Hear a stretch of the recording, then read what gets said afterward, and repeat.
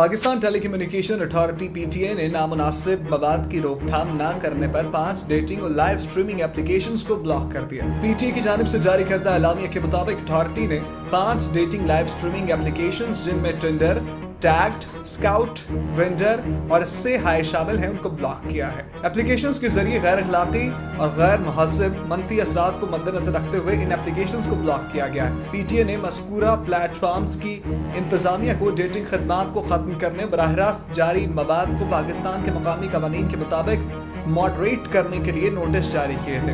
मज़कूरा platforms ने मुकर्ररा वक्त के अंदर नोटिसों का जवाब नहीं दिया, लिहाजा अथॉरिटी ने मज़कूरा एप्लीकेशंस को बंद करने के अहकाम जारी कर दिए हैं। एलामिया के मुताबिक कंपनियों की इंतजामिया की जानिब से मुनासिब लाहे अमल के तहत गैर अखलाकी, गैर मुहज़्ज़ब मवाद को मकामी कवानीन पर अमल करते हुए मॉडरेट करने की यकीन दहानी कराए जाने पर PTA अपने फैसले पर नज़रसानी कर सकता है।